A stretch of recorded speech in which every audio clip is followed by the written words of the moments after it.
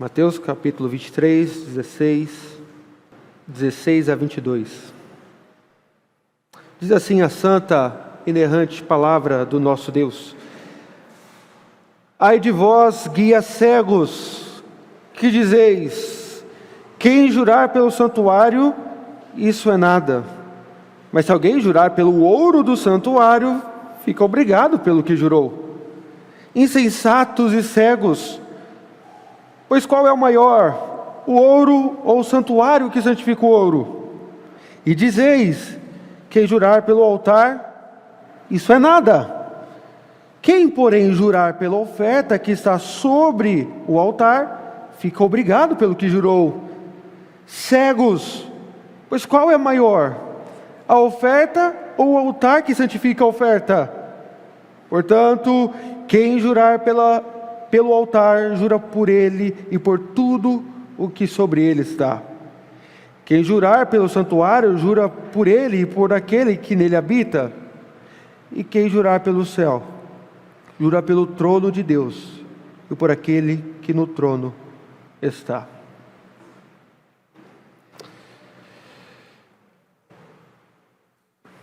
Eu quero que você reflita na seguinte cena: um carro em alta velocidade. E um policial logo nota que aquele carro está em alta velocidade e vai atrás com a sua viatura. Dá o sinal e o carro para. Ao abordar aquele carro, era uma mulher dirigindo. E ele diz: senhora, a senhora estava em alta velocidade. A sua habilitação? E ela disse: eu não tenho. Você não tem habilitação? Tudo bem, então me vê o documento do carro. Também não tenho, porque o carro não é meu. E de que é o carro? Eu roubei. E o proprietário do carro está no porta-mala amarrado. Neste exato momento o policial fica apavorado. Ele estava sozinho. Era um dia comum de trabalho. Então ele dá alguns passos para trás, chama reforços. Então logo chegam reforços para abordar aquela mulher com o suposto homem no porta-malas.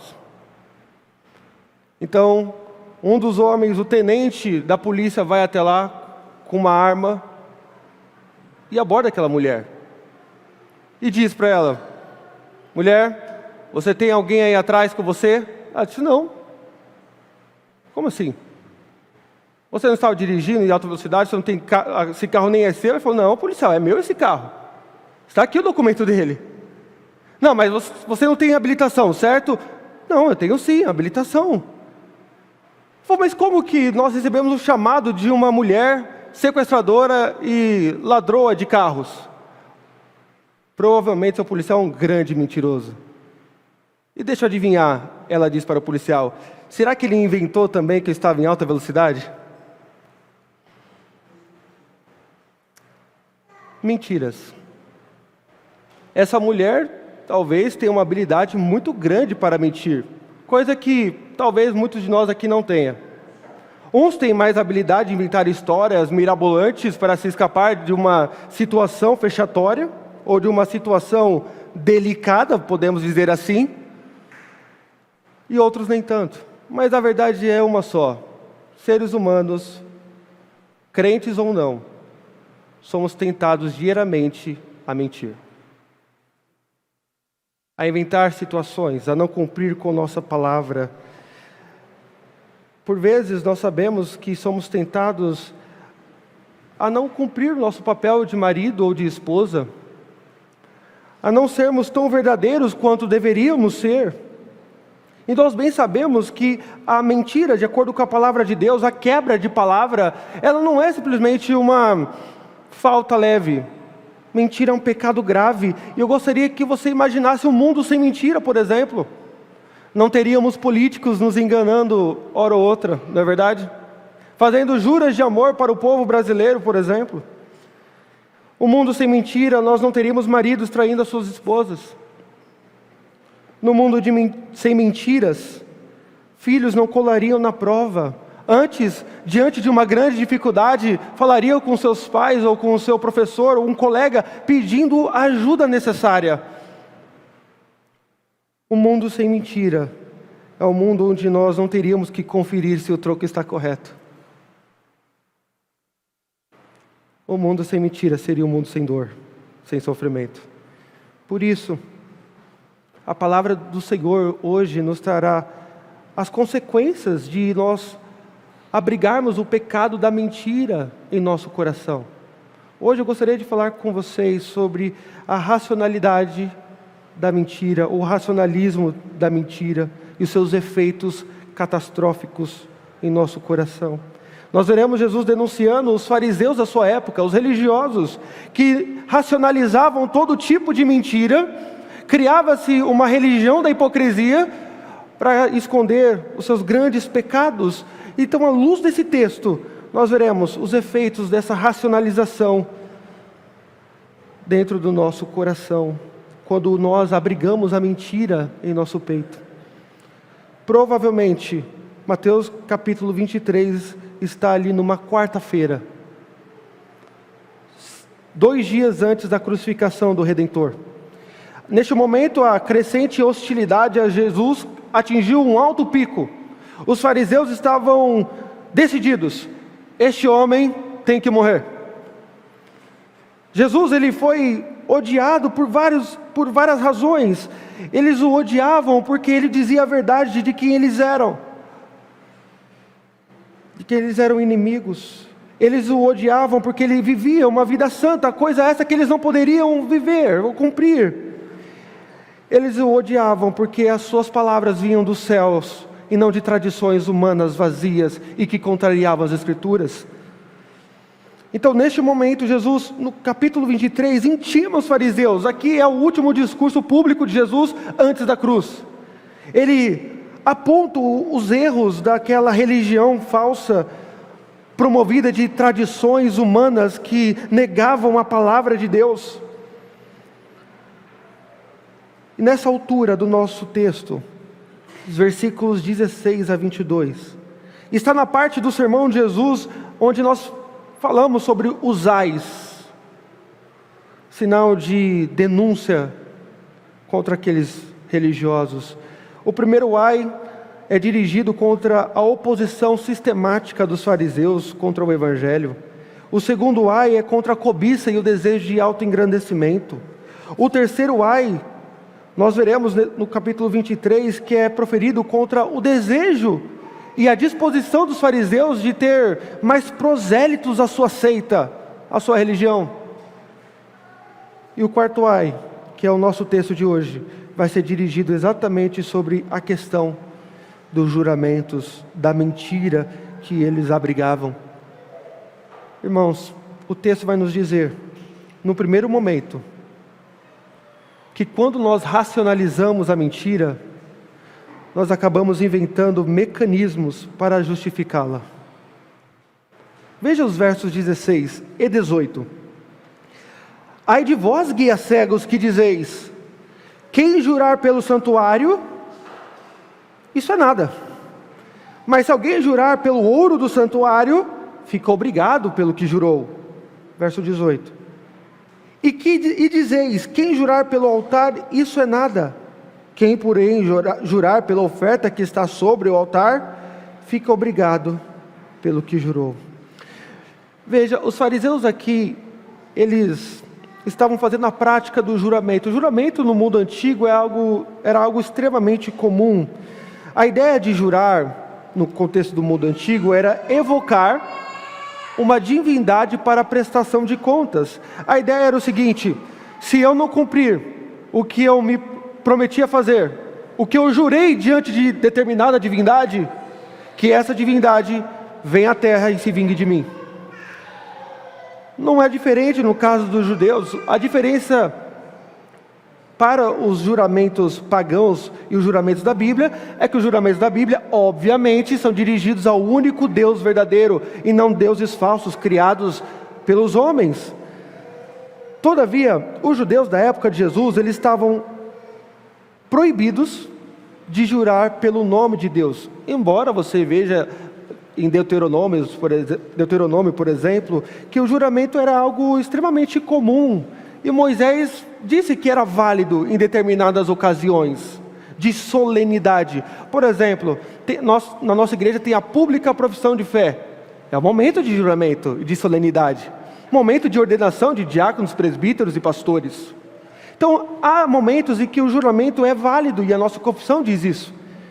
Todavia, nós fazemos isso diante e no nome de Deus, de forma solene. Os judeus da época de Jesus não. Eles queriam preservar o nome de Deus de tal modo que eles diziam: você pode jurar por qualquer outra coisa, menos pelo nome de Deus. E aí começa o problema. Eles juravam por várias coisas. Posteriormente, Maimônides, um grande rabino judeu, ele vai escrever que há tipos de juramentos que os judeus poderiam se comprometer e outros não. Se você jurasse pela terra, pelo céu, pelo sol, não era necessariamente um juramento solene, e era passível de ser quebrado. Do contrário daqueles que juravam em nome de Deus, que tinha de ser cumprido. Então, os judeus na época de Jesus, eles tinham esse mecanismo, onde eles viram um meio para negar a palavra de Deus e mentir compulsivamente. Então, eles chegaram ao extremo ensinando que, se alguém fizesse um juramento pelo templo, tal juramento não seria válido. Mas se ele jurasse pelo ouro que estava no templo, aí sim seria válido. Porque eles entendiam que o ouro era mais valioso do que o templo. Então, jurar pelo templo, ok, você pode descumprir. Sabe, aquela criança que jura fazendo figuinhas, cruzando os dedos? Era basicamente assim: pelo templo não tem tanto valor, pelo ouro do templo tem. Pelo altar tão pouco, você pode jurar pelo altar, mas se você jurar pela oferta que está no altar, você fica incumbido do seu juramento. Então, no pensamento dos fariseus, havia essa distinção de juramentos mais sérios e menos sérios. E é a segunda vez que Jesus trata desse tema no Evangelho de Mateus. No Sermão do Monte, no capítulo 5, verso 33, você vê essa mesma verdade. Diz assim a palavra de Deus: também ouvistes que foi dito aos antigos. Veja, o que foi dito, não o que foi escrito. Então ele está dizendo da tradição rabínica, a tradição oral, não das Sagradas Escrituras. E diz assim: não jurarás falso, mas cumprirás rigorosamente para com o Senhor os teus juramentos. Mateus 5,33. E esse com o Senhor é muito importante para entender. É essa a ideia. Eu posso jurar por tudo e não cumprir, basicamente. Mas tudo aquilo que estiver ligado ao Senhor ou pelo Senhor, eu tenho que cumprir cabalmente. O ouro está ligado a Deus, então eu tenho que cumprir. O templo nem tanto, na mentalidade deles. O que é oferecido no altar está ligado a Deus, então é ao Senhor, eu tenho que cumprir. Pelo altar nem tanto, então eu não preciso cumprir.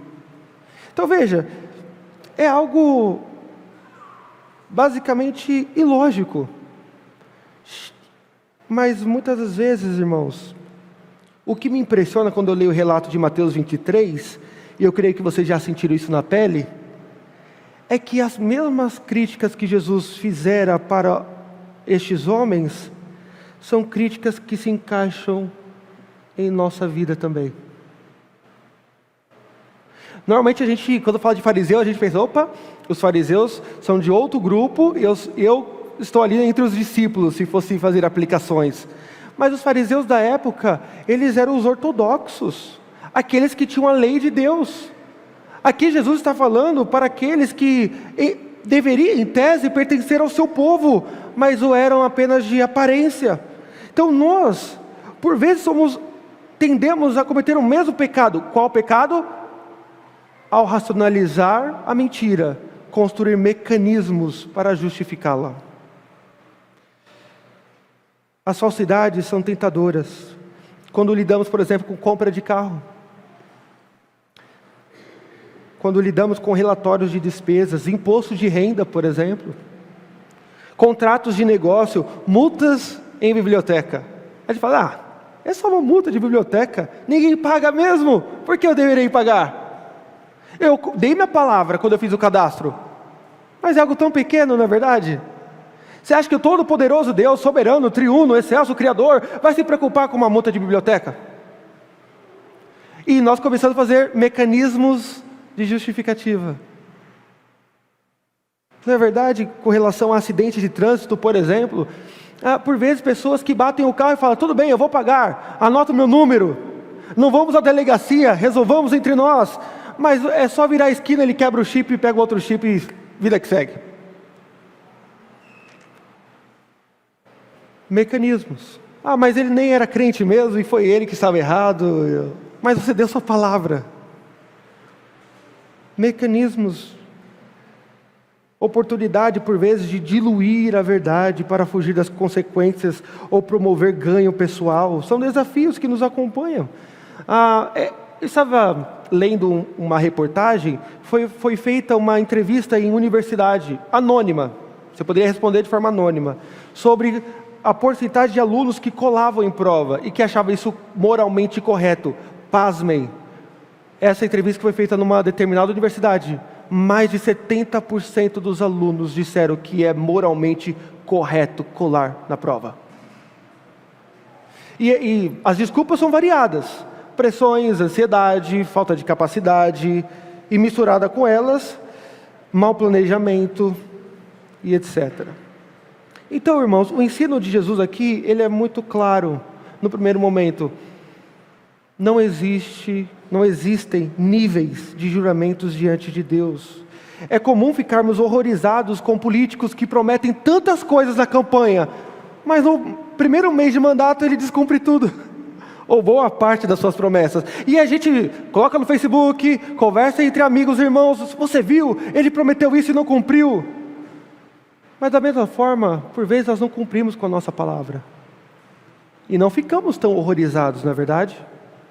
Quando nós dizemos, ao batizar os nossos filhos na igreja, que nós ensinaríamos eles, na palavra, no caminho do Senhor.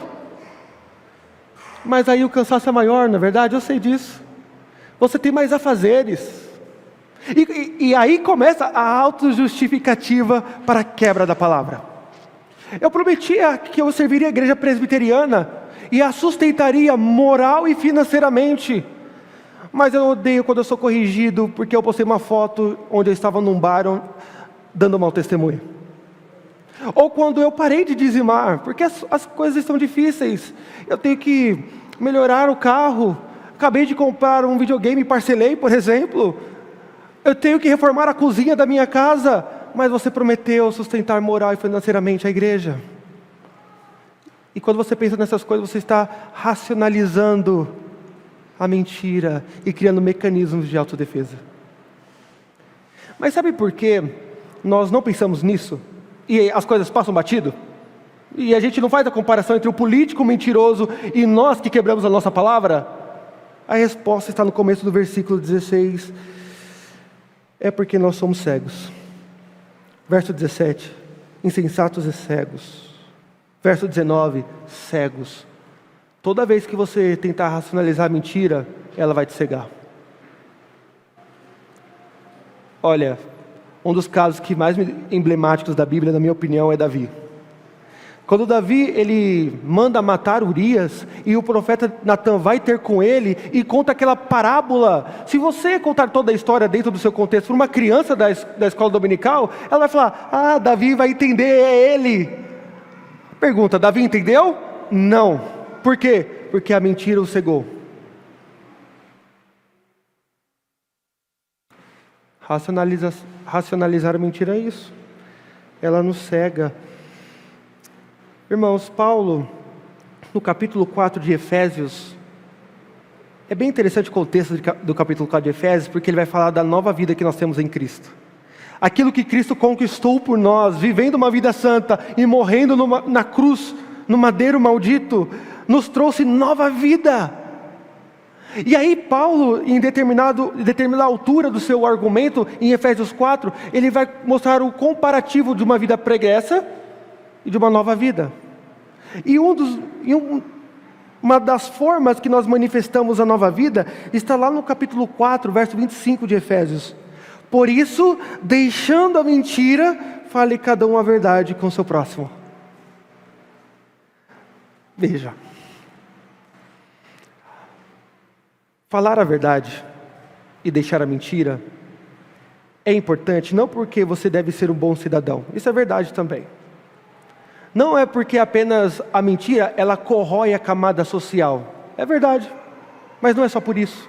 O argumento da Bíblia é muito mais profundo. A questão de falar a verdade é uma marca de salvação, é uma marca de lealdade, mostra que rei você está servindo. É isso que Paulo trata no capítulo 4, vocês foram salvos, vocês servem outro rei, portanto vocês devem viver de forma diferente. Essa é a gramática do Evangelho.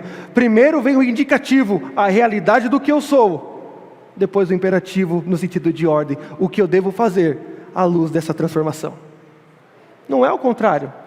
Você não tem que parar de mentir ou de quebrar a sua palavra para ser filho de Deus. A lógica do Evangelho é outra. Porque você é filho de Deus, você tem que viver uma vida na verdade. É graça do começo ao fim. Todavia, nessa altura a gente tem que se perguntar, como que nós temos manifestado essa nova vida? Será que temos falado a verdade? Ou criado mecanismos para justificar a nossa mentira? Todavia, o argumento de Jesus vai além, e vai para o segundo e último argumento. Além de Jesus mostrar que ao racionalizarmos a mentira, nós criamos mecanismos para favorecê-la, no segundo momento, a racionalização da mentira faz com que nós esqueçamos que vivemos diante de Deus. A racionalização da mentira faz com que esqueçamos que vivemos diante de Deus. Veja os versos 17, 19 e 19 a 22. Verso 17. Insensatos e cegos, pois qual é o maior? O ouro ou o santuário que santifica o ouro? 19.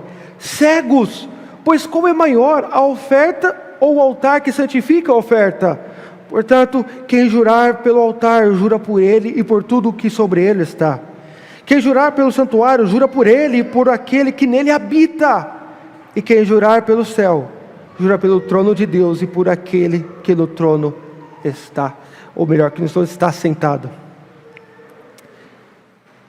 Jesus mostra primeiro que as distinções minuciosas dos fariseus e escribas eram falaciosas. Eram distinções tolas. Porque em última análise, tudo que nós fazemos, tudo que temos, tudo que somos, vem de Deus e está sob o seu domínio. Mateus capítulo 5, verso 35, Jesus fala do mesmo assunto e ele coloca outros elementos. Ele vai dizer, por exemplo, que nós não podemos jurar pela terra. Sim, os fariseus diziam que você poderia jurar pela terra. Mas Jesus diz, pela terra jamais, porque a terra é o apoio dos pés do Altíssimo. Mateus 5, 35 ainda, vocês não podem jurar por Jerusalém, porque é a cidade do grande rei. Mas aí tinha alguns que diziam, eu não juro pela terra, nem por Jerusalém, eu juro pela minha própria cabeça. E Jesus olha para eles e diz, qual de vós pode, naturalmente, mudar a cor do cabelo? Faz esforço aí. Ninguém pode. Vocês não podem nem mudar o cabelo branco em preto, porque a vida não está sob o domínio de vocês. Ou seja, quer seja a terra, Jerusalém, a nossa cabeça, os céus, o templo, o ouro, o santuário, tudo está sob o domínio de Deus. Portanto, quando nós damos a nossa palavra, nós a damos diante de Deus que tudo vê. Volto a dizer, na nossa confissão, e a Bíblia testifica primeiramente, que há momentos de juramento, momentos solenes, para ficar gravado na tábua do nosso coração. O próprio Deus jurou. Mas nós devemos saber que todo o nosso juramento, toda a nossa palavra, ela é diante de Deus. Portanto, o crente é um homem que sempre procura dizer a verdade e cumprir com a verdade, porque ele sabe que está diante do Senhor. Irmãos, essa é uma característica muito comum da lei de Deus. Se você chegar para uma criança e falar, olha, o que Deus pede para não fazer? Não pode. Aí a criança fala, mentir. É uma coisa comum, as crianças sabem disso. Mas todavia, poucos dos nossos pequeninos sabem a razão porque não podemos mentir. A razão, volto a dizer, não é simplesmente por ordem social. É porque o nosso Deus é o Deus de toda a verdade. E a lei espelha o seu caráter. Por isso que Jesus disse que a sua palavra seja sim, sim, não, não. E o que passar disso vem do maligno. Irmãos, olha que coisa séria. Jesus está dizendo, no momento que você racionaliza o pecado, quebra com a sua palavra, planeja a mentira, você está mostrando que você tem parte com o maligno.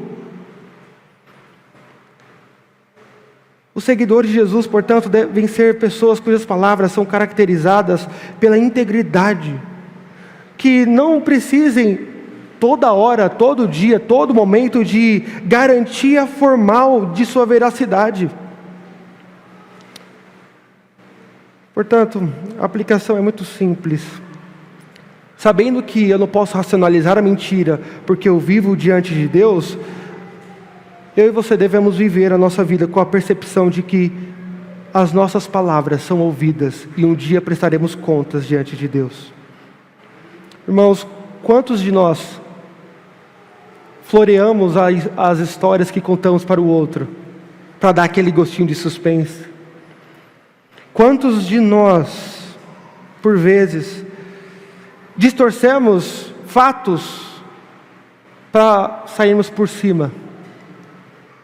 Quantos de nós subimos o altar, pode dizer para a esposa, olha, eu vou ser seu marido fiel por toda a vida, e não resistimos os olhares lascivos a mulheres que passam nas ruas? Quantos de nós, mulheres, prometeram fidelidade ao marido, mas escondem fatos dos seus próprios filhos ao mesmo?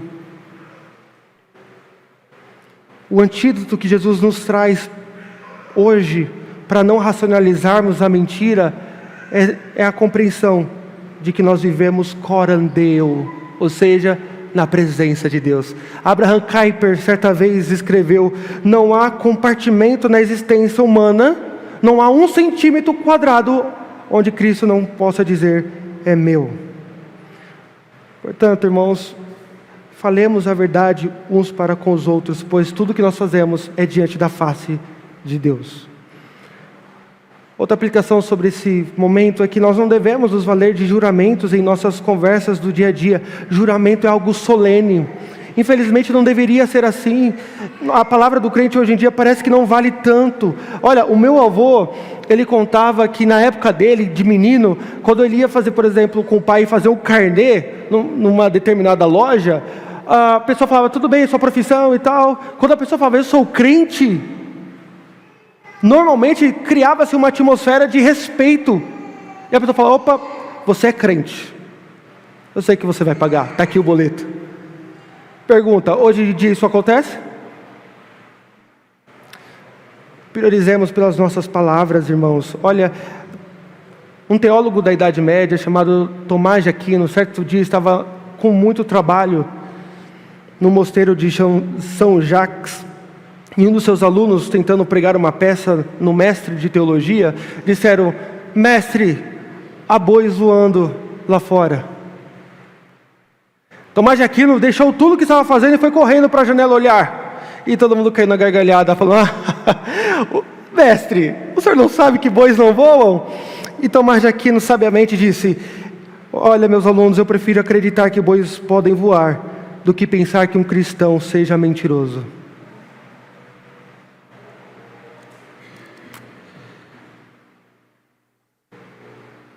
Irmãos, a minha última palavra à guisa de conclusão é o seguinte: jamais devemos tentar racionalizar o pecado, a mentira de forma especial, como o nosso texto diz. Não crie mecanismos que justifiquem a sua quebra de palavra. Não crie mecanismos para justificar a sua mentira. Jamais comprometa-se com coisas que você não poderá cumprir. Seja a sua palavra sim, sim, não, não. Pense que você vive diante de Deus, não é dos homens que você deve temer, simplesmente, mas é a Deus, que tudo vê. E a razão de nós não podermos racionalizar a mentira é porque nós fomos comprados pelo sangue de Cristo, aquele que disse: eu sou a verdade. Aqueles que foram comprados pelo sangue daquele que se diz a verdade não podem viver numa vida de mentira. E saiba, você sempre será tentado nessa área. E eu termino trazendo à memória a história de um grande teólogo chamado Atanásio. Atanásio foi um grande teólogo do quarto século. E nos seus dias, eu quero que vocês percebam quão perigoso é se comprometer. Nos dias de Atanásio, houve uma disputa sobre a divindade de Cristo. Teve um momento em que Atanásio se sentiu sozinho, e parecia que os seguidores de Ario, aquele que negava a divindade de Cristo, estavam vencendo, e parecia que Atanásio ia diminuindo a cada dia mais, a ponto de seus amigos dizerem: Atanásio, volte atrás, não vale a pena. Eu sei que para você isso é verdade, mas você está sozinho, não há problema nenhum você voltar atrás, quebrar a sua palavra, porque você estará sozinho, Atanásio. Volte atrás, é só a divindade de Cristo. Então Atanásio, aquele sábio homem, respondeu: estou sozinho? É o mundo contra mim? Pois bem, que seja o mundo contra Atanásio, não voltaria atrás. E aquele homem, conhecido como campeão da ortodoxia, não voltou atrás, lutou até o fim pela doutrina da divindade do Redentor. Há momentos que você será tentado a voltar atrás da sua palavra, dos seus compromissos, mas lembre-se, quando racionalizamos a mentira, criamos mecanismos para justificá-la, nós acabamos uma vida que esquece que vivemos diante de Deus. Que Deus nos ajude. Amém.